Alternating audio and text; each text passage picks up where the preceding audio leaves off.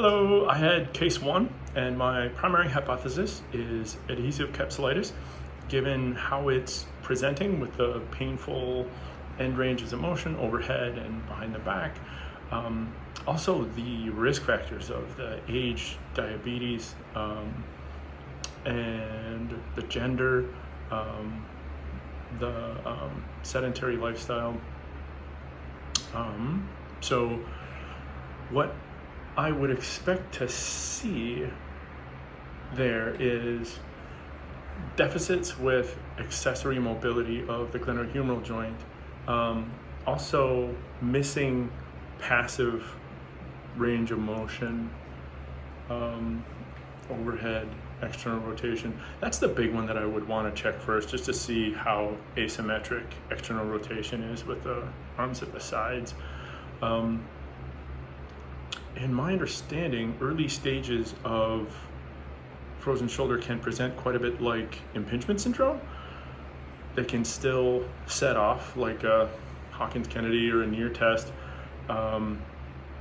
So what I would do is I would just want to make sure that especially the external rotators are at full strength.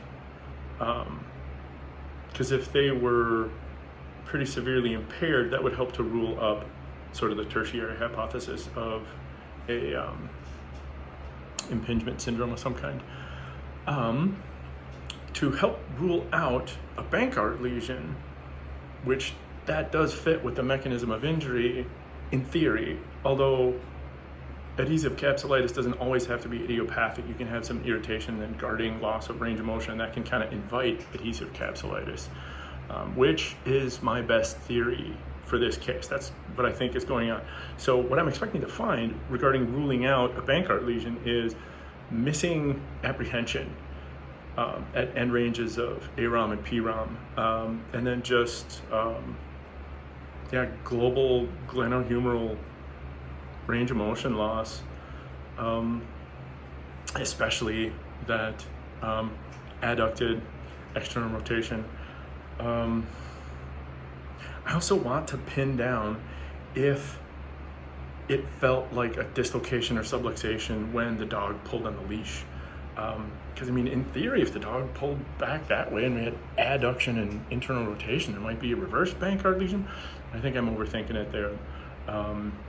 So I want to pin down if there was a history of dislocation or not. But my best theory is adhesive capsulitis.